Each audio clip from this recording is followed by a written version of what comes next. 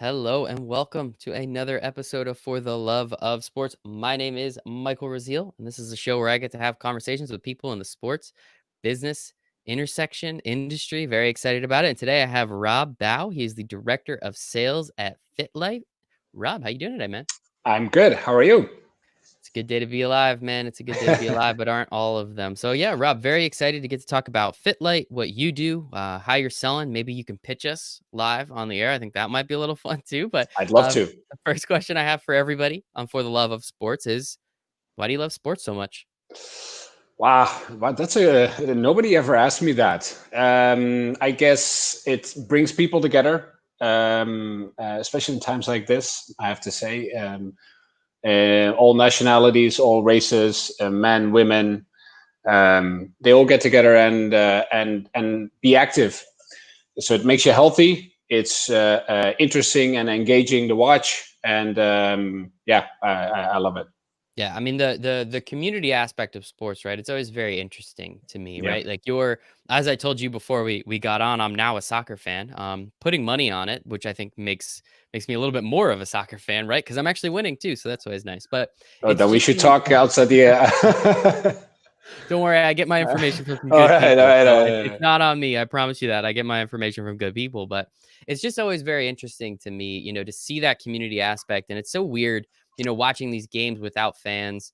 But hearing the crowd noise, I still feel like there are people there, which kind of is nice. But it's always, I mean, you can walk into a bar, you can walk into a pub, and if you see someone else in your jersey, right? I've got my Saquon jersey on, my jersey on right now. I see someone else wearing that. It's an immediate conversation we could start, right? It's interesting that you say that.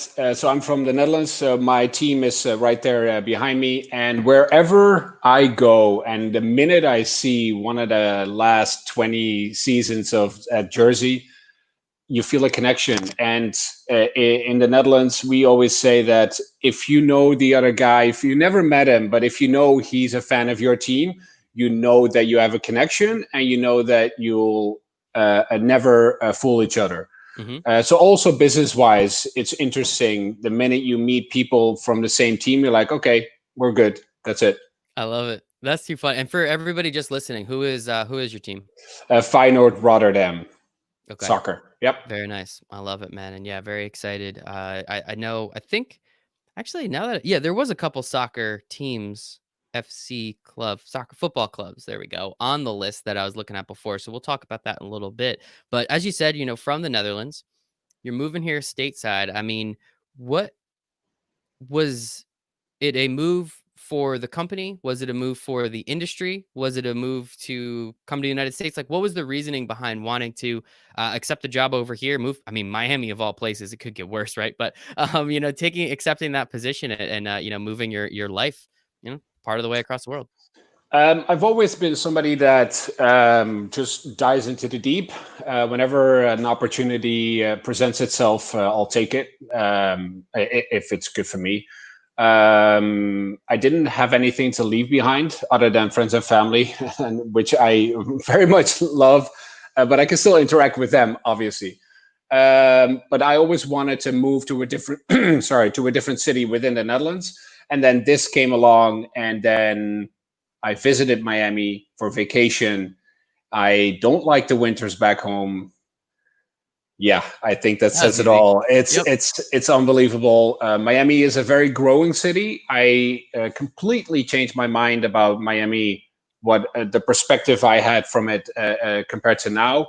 I always thought it was just a party city. Turns out that's just Miami Beach. I live in the mainland, Midtown, which is a very quiet area. It's very growing. A lot of new opportunities here every week, every month, and it's nice to be a part of that.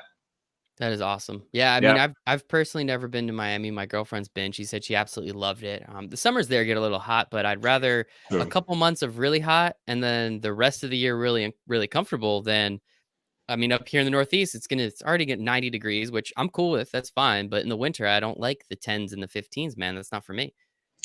And it's not even the 90s. It's the humidity Yeah. that really gets to you in the summer. However, I'd rather sweat than be cold. That's it. Yeah. We're on the same wavelength, Rob. I love that. I'd much rather sweat. Being cold actually hurts, but that's something else. So with, obviously again, so you're interested in moving to the United States. You're interested in moving, it sounds like, and this Yeah. opportunity came about. What was it about this opportunity though, right? Like I'm sure there was other positions that were in the Netherlands that you could have moved to a different city, right? Like so what was it about specifically this position that really caught your attention and again, brought you all the way over here? Right. It's interesting. My background is completely different from what I do right now. I grew up working in financial services, the legal side of it. So a lot of collection agencies, which is different in the Netherlands than it is in the US. It's more government control, more regulated. And I ended up doing sales in the financial industry in Holland for about 8 to 9 years.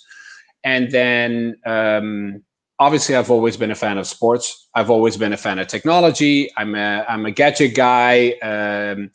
And then I got familiar with a company in the Netherlands in my hometown, Eindhoven, which was a distributor for FITLIGHT Corp at that time.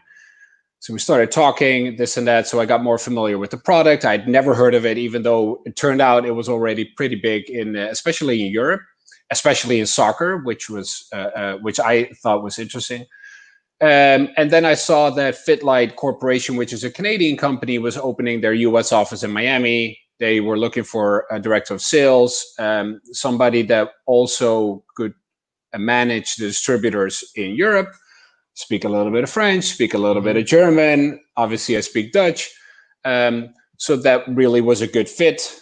Again, I went to Miami to see what the life here would be. And then I thought the worst thing that can happen is that it doesn't work out, that I have to go back. If I have to go back to the Netherlands, fine, I'll find a job. I'll still have my family and friends there. I'll get a place there. That's no issue. So the worst that could happen was that. And that's over 3 years ago. I love it. Well, Yeah. congratulations. It Thank sounds like, you. I mean, so I worked in the financial industry for a minute, and as you said, it's a little different over in the Netherlands than it is here. But I'm much happier not in the financial industry. Much happier doing what I'm doing now, which is an absolute blast. And so, with that, I guess it when you kind of lay it out like that. Obviously, again, you need to speak a couple different languages, manage the distributors. You're already familiar with one of the distributors over there. That must have made life a heck of a lot easier when you're going to apply for that job or have those interviews. Not having any sport and fitness background, was that looked at as a detriment or was that looked at as a positive because you're able to look at something from, I guess, a completely different view than people that are almost just in it every single day and can only see it in one specific way? It's exactly that. In the end, I need to sell. In the end, I need to manage people that will sell our product. Yes, it's good to have the love for sports, and it's good to know all the different sports teams. But hey, even when I moved to the US, I knew about hockey, or we call it ice hockey because hockey in the Netherlands is field hockey. Hmm. But and NFL, for example, I know American football, but I had to really learn the rules to get the Hmm. game more. Well, and now I love it. But also for work, if you don't know what the sport is about, you can talk to anybody, but within a minute they'll know that you have no idea what you're talking about. So that's it. I learned a lot, um, but because it's sports, it's easy to learn. I want to learn it, Hmm.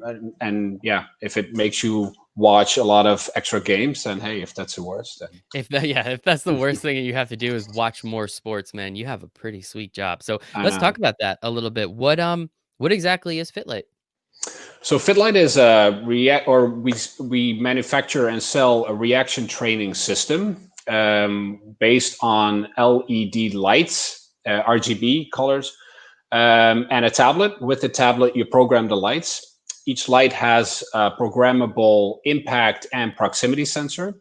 So when a light goes on, you need to deactivate it, and then the tablet gives you feedback on basically how fast you are, your average reaction time, total time, things like that. With that, originally it's designed to be a big sports team product. Now we more so you already said it, sell into healthcare. a lot of physical therapy, a lot of optometry, vision trainers for sports teams, universities, hospitals, you name it. Mhm. That is, yeah, it's super interesting. I mean, you could see you can make the connection to sports pretty quickly, right? Like you need to Yep. have fast reaction time. You need to have, you need to be able to do things quick. As John Wooden would say, be quick, don't hurry. But at the same time, when you do bring up the healthcare aspect, when you do bring up the physical therapy aspect, I mean, that makes sense too, right? It's fitness. It's making sure that your body is getting better and doing what it needs to do. I guess from the let's start at the physical therapy side because I think that part of the conversation will be a little bit shorter. What exactly are you rehabbing when you're doing those? Like, what exactly is happening with your brain, with your body that you need to be able to do, and perform at a certain level? Uh, we don't really provide any training. What we Okay. do is we enhance the training that you already have. I always give a very simple example. Let's say you have a knee injury. And this is probably not an exercise that people do when they have a knee injury and are in rehab. But let's say you have to lift your knee every day a couple of times to see if it gets better and if it doesn't hurt anymore. And now all of a sudden there's a light on the side and you pass your knee next to the light. You get data from it. So now you see like, hey, I'm faster than yesterday. Let's do it again tomorrow because I want to be faster than I was today. Hmm. That's why we say move, measure, and motivate. First you move, then you measure, you get the data from it, and it motivates you to do it again tomorrow. So whatever exercise, if you use cones, if you use a stopwatch, you can also use our lights and get the data from it. And there's a whole dashboard behind the product where you see stats, graphics. You can download reports. Basically, any specific data that you would like to get from the lights is possible. That is fantastic. And yeah, I never really thought about it like that. So you don't even actually have to touch the light. You just have No, to be able to go past it with a body part of some sort. See, so I was correct. for whatever reason, I thought you had to like touch it, almost kind of like a Simon Says. But that's really interesting. Well, you can um, both impact and proximity. The lights are very durable. We have hockey players shooting pucks at them. That durable. We All drove a right. truck over it just to test it to see how far we could get it. We could go. So far in my career at FITLIGHT, I think only one NHL player broke a light. We put it in our museum, gave him a new one.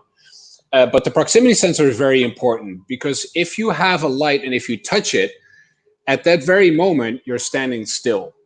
So that loses all your energy, your momentum, your speed. But if you Oh, have a okay. light where you can just wave in front of or run past or kick over, you keep your momentum, you keep that energy, and it'll make you faster. Because also, if you have a light on the ground and you step on it, you're standing still, literally doing nothing, and Mhm. that will take away obviously everything from the exercise that you're doing. Very interesting. And so, what are some of the things? I guess we'll move over to the sports side of the discussion. What are some of the things that you are able to measure? Let's easy example: four lights on a wall in front of you.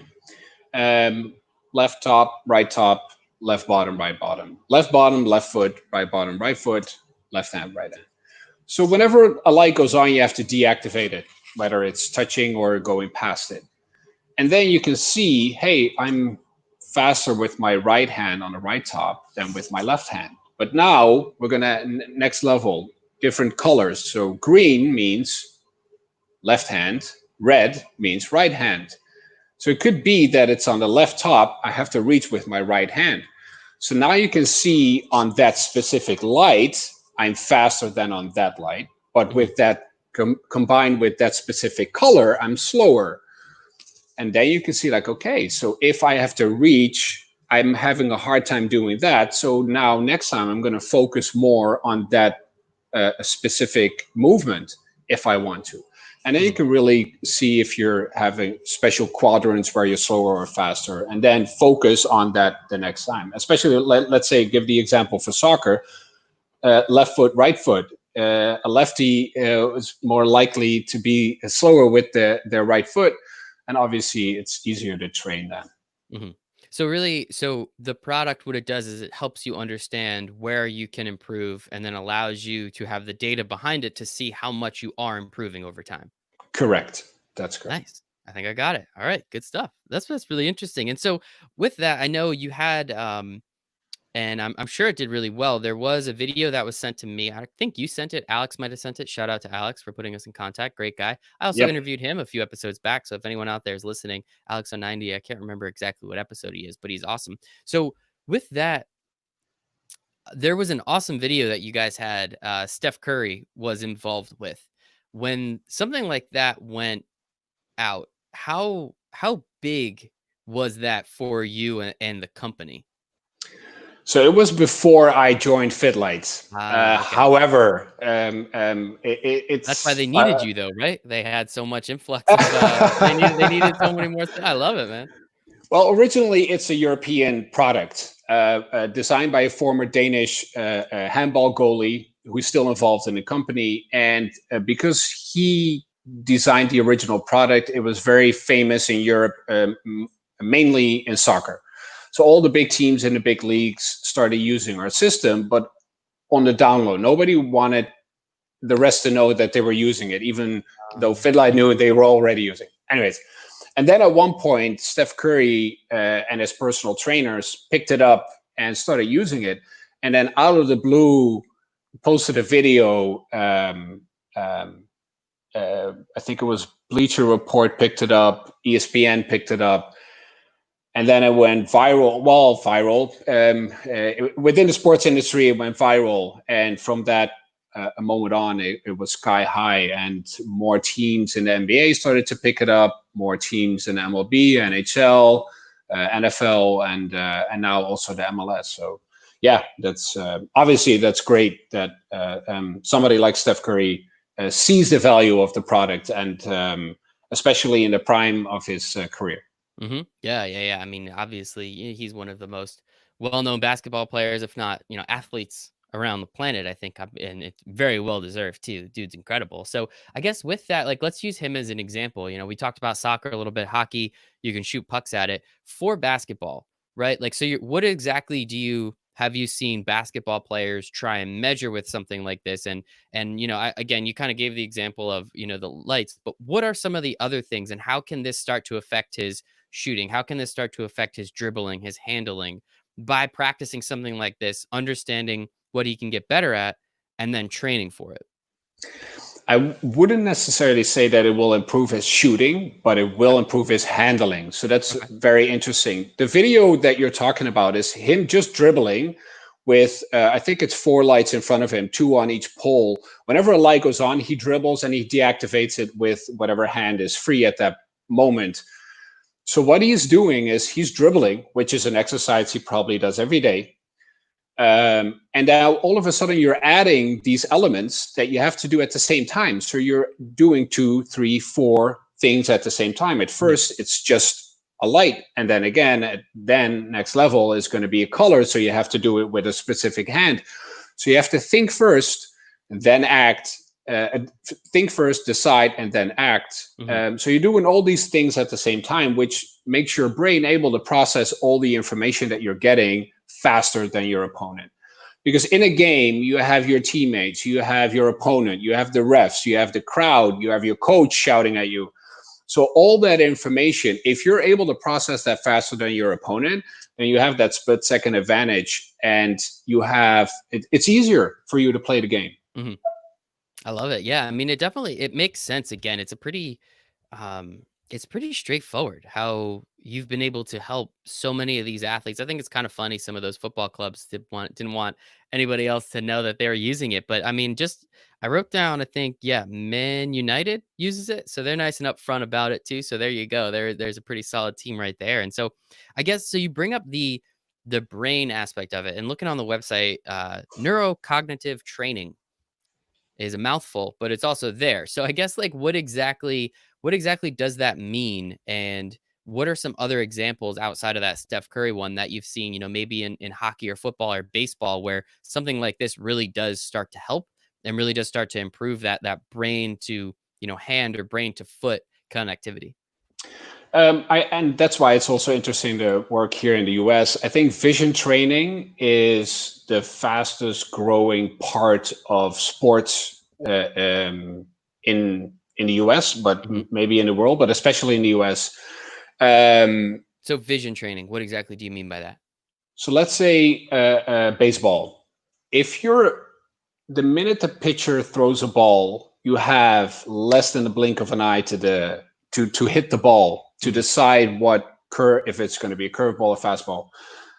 So if your brain is able to process the information of the stitches of the ball, etc., faster than before, then you'll have, maybe that's a good example. Everybody knows that you have to be extremely fast. I don't think there's a part in sports in general where you have to be faster than that.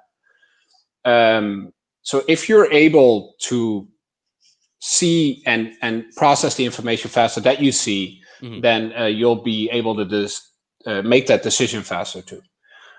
So that is baseball. Mhm. Let's say NFL. If I get the ball and there's three guys running at me that want to tackle me, the difference between being able to throw the ball before somebody tackles me or not could be a concussion, and obviously it's another down. Mhm. So let's maybe a good example is UFC fighters. A lot of UFC fighters use our lights because the difference between doing this Yep. and doing this is literally losing the game, and maybe even worse, having severe brain damage. So again, if you're able to process the information of your opponent doing this, see what kind of punch is coming, uh, um, focusing on his entire body, if you're able to process that faster, then it gives you a huge advantage. Mhm. And so that's a lot of the professional ranks, right? Like obviously there's a lot of things going on there. It sounds like you have been studying up on football, so you're doing good there. I'm sorry you're down in Miami. The Dolphins aren't. Ah, Yeah, they'll get better. We'll see what happens. Maybe next year, maybe the year after, but we'll see what happens there. But in terms of, I guess, director of sales, right? There's a lot of professional sports teams out there, but there's way more youth sports teams out there. There's way more high schools and colleges that can potentially use this product. So as the director of sales, what are some of the things that you're trying to do to leverage the relationships with all these athletes, with all these gigantic sports properties, to then get kids to understand, like, hey, like maybe you're not going to be Steph Curry, but you can still become better and you can still potentially get the scholarship to that D3 school. Like, how are you trying to utilize those relationships to, again, succeed at your job? Um, that's a very interesting question. The reason why is that you don't have to explain a kid that he needs to use the lights. First of all, when they see the lights, um, they like it. It's Yeah, it fun. looks like fun. Yeah, exactly. And you're not going to pay money just for fun. However, it does add a fun aspect to the training, because training is not always fun. It's not always fun if you have a bad day and you're like, oh, now I have to do the same thing again, same exercise, same drills again. But now all of a sudden you have lights that you can deactivate and see that you're improving, et cetera, et cetera. But it's more so to educate the coaches.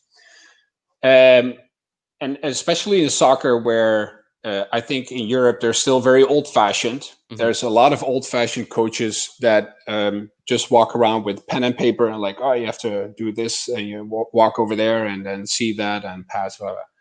Here in the US, it's way different. Everything, and that's maybe the most interesting part, other than it's all about business in the US in general, but sports is all about data. We need the data to back it up that you're improving, and that's why it's I wouldn't say an easy sell, but it's more so to transition the coach from being old fashioned to the data driven, Hmm. technology driven training that you have to do.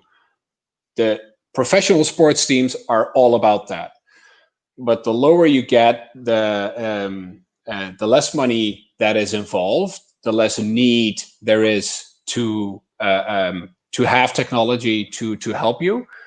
So that is where the most interesting and the most challenging part comes. But that's only nice. The minute they see it, Hmm. they understand that it's a good product.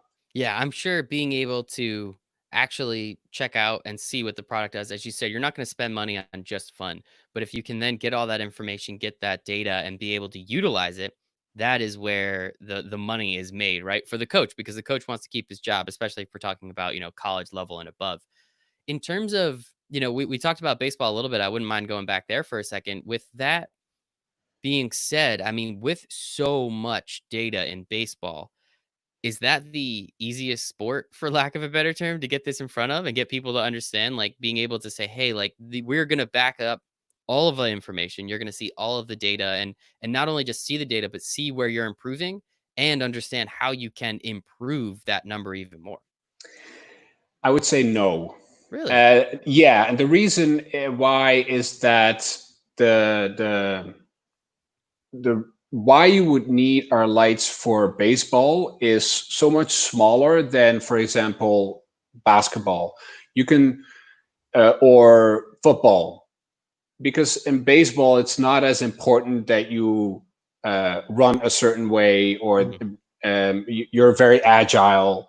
It's all about the vision. However, in basketball and in football, it's also about vision, but it's also about Mhm. being agile. It's also about being fast in terms of running. And our product is so versatile that, obviously, all the examples we just talked about vision training, you can still use the lights. I can tell you, like, run to a certain point as fast as possible, but if there's a light that will go off after, that will deactivate itself after a certain time, you'll take it up a notch and push yourself to the limit. So another example, maybe for football, the Y drill. That's a very common exercise that people do with our lights. You run to a certain point and then have to turn and go to another point with, and now all of a sudden you get data from it to see if you're Mhm. able to reach that certain point. Sorry. No, no, no. That's really interesting, and I guess it does make sense.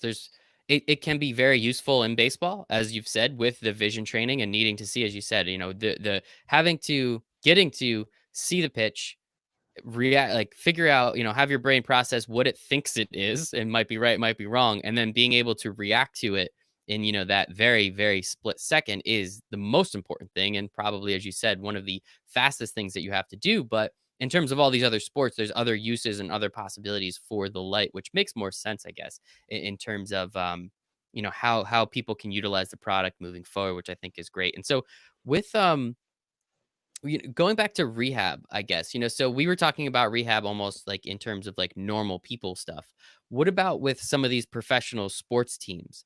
Not going to a healthcare provider, going to a rehab facility, but going to the sports team and saying, hey, not only can you use it to improve your players on the field, you can actually use it to improve your players to get back on the field. How much has that been increase in use and increase in sales from your side, understanding that now these teams have multiple uses for this product that can help in two very, very important ways? Huge. Um, I would even say that there's teams that only use it inside, Really? return to play, only use it inside when the outside conditions aren't ideal to train on the field, for example. And there's teams that use it on both indoors and outdoors, and teams only use it outdoors. Let's say you have a concussion.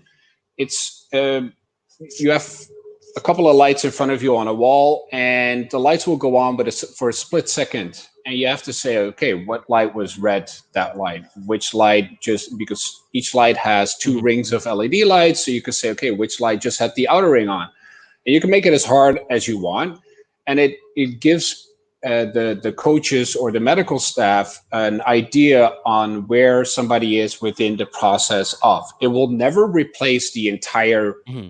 rehab training, but it will give you an indication on where somebody is within the process of. That's really interesting. And so, Yeah.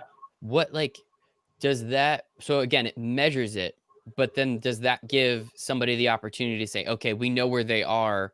Now, I guess we can start pushing them a little bit further, or we can start doing something else to help in that process. Uh, uh, True.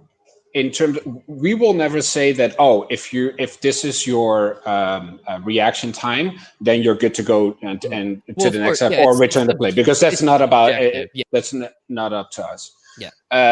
But it will help the doctors to determine if somebody is improving. Also, with certain colors, red can be very invasive for the eyes to see. Certain LED intensity, because you can set the lights very low or very high. If I look at the lights at a high intensity, I'm fine with it, but Mhm, somebody obviously that just had a concussion isn't. So those are all indicators to help the doctors to determine if a player is ready to return mhm. to play. Very interesting, man. That is super, Yeah. super cool. This is some good stuff. I don't even think we need you to pitch us. I think you're doing a pretty damn good job already. And so with the pandemic, everybody's been stuck inside for the last 3 months, pretty much all over the world. 4 months maybe now. Honestly, I have no idea what day we're on, what I month know. we're on. We have soccer back, and as I said, became a pretty big soccer fan now. Saturday mornings, of course. But in terms of the pandemic, what have you seen with potential sales of this? Because I do think, like, if you can't go outside, you still need to do training, whether you're a professional athlete, a youth, a youth athlete, a college athlete. What have you seen in terms of people adopting this product a little bit more now, knowing that you can do it in a small space, and you still need to do something with your brain and with your body? It's been a very interesting couple of months for FitLight. In the very beginning, let's say March, because I think for the US, COVID, the beginning of COVID was March. Everything completely shut down. Everybody wasn't spending any penny because they were afraid of what was going to happen. Hmm. But after about 2 weeks, things started to get back, and now it's been crazier than ever. The reason why is that there's a lot of kids that all of a sudden cannot go into practice, but the parents still think it's the next LeBron, the next Steph, the Hmm. next Yeah. Robin van Persie. So they do want their kid to be able to exercise. So what the parents now do is they get a system so the kid can train at home, maybe with a personal trainer. That's one side. The big sports teams, they have the issue that all the players probably live throughout the country. Some went back Hmm. to their families, some went to their vacation homes. A lot of people here in Florida, obviously, a lot of people in California. So all the athletic trainers now have the issue that the players are spread out, but they want to keep them up to level, because now obviously the NBA returning to play, they can't have somebody not exercising. Hmm. So what we did is we came up with a solution that the big teams could order lots of smaller systems. So each player would have a smaller system at home. The athletic trainer would sit at home, like we are doing Hmm. now, actually programming exercises, doing it himself, and then sending it to the players recording, whether it's live or not, because with the time differences, again, it's a big Hmm. issue. So the players would do it at home, send either the data or a video to the athletic trainer to see if they're actually exercising. The same with vision trainers, with optometrists. They would do the same for their practices. Now everything all of a sudden is closed, but they do have their clients. They would do the same, send them smaller systems so they could interact with them the way we're doing right now. So it was interesting to see, but it worked out in a good way, and that's one part. The other part is, if now with everything reopening again, Hmm. there's personal trainers that have multiple people coming in a day. If I would be a client, I don't want to touch the lights because I don't Hmm. know who before Yep. me came and was exercising. That's also a good feature of our product, that exactly that Yeah. proximity sensor. So yeah, that really worked out. And again, things are really, really, really busy for us at this moment. So that's good. Awesome. Good for Yeah. you guys then, and don't worry, I won't take up too much more of your time. I'm sure you got a Oh, bunch of phone calls to get on today, but no, I just think it's such an interesting product and how you've been able to, again, your career path and kind of how you've gotten to here, I think, is very interesting. And now being able to work in the sports and the fitness space, something, as you said, you've loved your entire life. Now you really get to put your heart and your soul into it, a little bit more, hopefully, than that those collection agencies back in the Netherlands. And I guess so with just some of the teams that you guys have been able to work with. And I didn't even write them all down. The Yankees, the Warriors, as we said before, Man United, the Maple Leafs, the University of Michigan, the Raptors. You're even working with the Air Force, the United States Air Force, and the Navy. How do these conversations start? Is this more of, again, as you were saying before, other people see it and say, "Hey, we have to try that out"? How much of it is you reaching out and saying, "Hey, this is what we can do. We can do X, Y, and Z"? Like, what are some of those conversations like, especially initially? So our motto is "See the light." Hashtag "See the light," Very nice. because the minute you see it, you see the value of it. So what we do is we go to and obviously things changed when COVID came, but we went to a lot of trade shows specifically for certain sports, certain industries, and especially in the vision training industry, we're pretty big. We sponsor a lot of events. And later this month, we're doing a return to play for vision training, a webinar, sorry, Mhm. where one of the vision trainer of the Florida Panthers is talking on our behalf, and how he sees the new normal, as you Mhm. would say, Yeah. for vision training. So what we now try to do is we try to leverage as much as possible from our existing clients to see where their network is at, and to see how we can build from there. That is awesome. And if you have that link or anything and you'd like me to share it with this episode, send it over, man. I'd love to get I that out there. will. That's I will. fantastic. I will. Perfect. Thank Perfect. you. Yeah, Appreciate that. please. That's why you're here, man. That's why you're here. We want to get you out there. I think the product is really interesting. And again, I'm a very big Mets fan, but if you're working with the Yankees, you're clearly doing something right. So continue to do it. I think it's fantastic. And so I guess one of the last questions I'll have for you outside of outside of the future. So we'll get there in a second. With what can like how can this product be utilized by, like, a normal person, using air quotes, like someone like me, right? Like, I'm not an athlete, don't plan on being an athlete. I go on a run every once in a while. I try and eat, relatively healthy. I think it's easier than most people make it out to be. But like, what is something like this can do? Where's the value for me, as just, the guy that, likes to talk about sports, sit on his couch, maybe go outside and enjoy a beer every once in a while? um, I'm like you. I like all of that. Hey, maybe I'll come I down to Miami and hang out Oh, with you you. should. You should. And then maybe we'll go play tennis, because I play tennis, but just on a very just so I'm outdoors, and at least I'm doing something other Yeah. than drinking a beer. But before I go on court, I use our lights for 10 minutes, and it makes me able to focus better. My depth perception is better. When a ball comes, I'm more able to um, determine if I have Mhm, to run towards the net or not. It makes me feel more at ease. mhm. That's one part.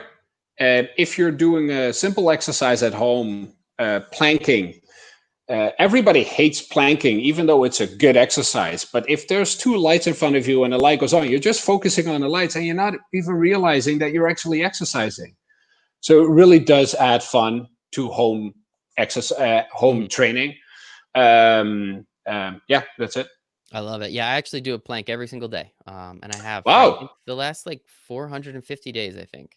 Not Wow. crazy, not a crazy amount, not a very, very long time of planking, but better than nothing, right? I got about So let 450 more minutes than most people. but then it's interesting. If you have two lights in front of you, but also two lights on the side, if the lights on the side go on, you have to deactivate Mhm. it with your knee. Ah, That now it's getting harder. So you can there you really go. get create your own creativity is really the limit to our product.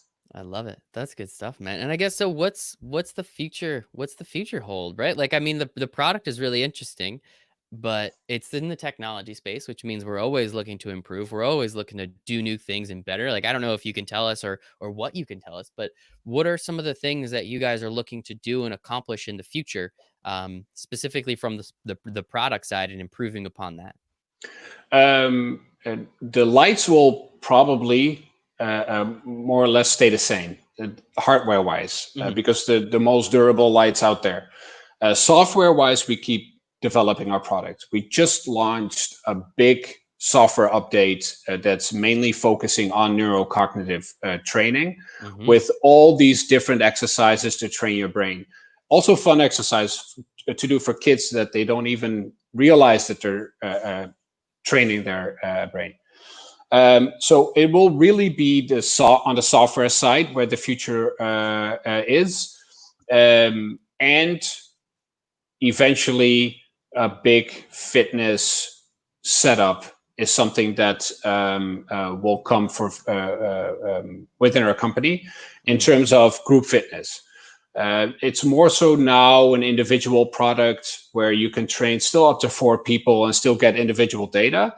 But something that we want to chase is also a setup that, let's say, Mhm. 20 or 50 people can do it at the same time. Obviously, Mhm. not now with COVID, but for the next couple of years, that is definitely on our wish list. I love it. Good stuff, Rob. I think we covered most of it, right? I think that was pretty Yep. good. Yeah, Good I stuff, loved man. it. Appreciate it. So we had Rob Bouw, Director of Sales at FITLIGHT. Rob's going to give me some links for those webinars, and if people want to join that, I think that would be cool. Checking out what the Florida Panthers are doing. I think that hockey's coming back too pretty soon, which I'm very excited about. So appreciate your time today, Rob. Thanks so much. Thank you so much, Michael, for having me.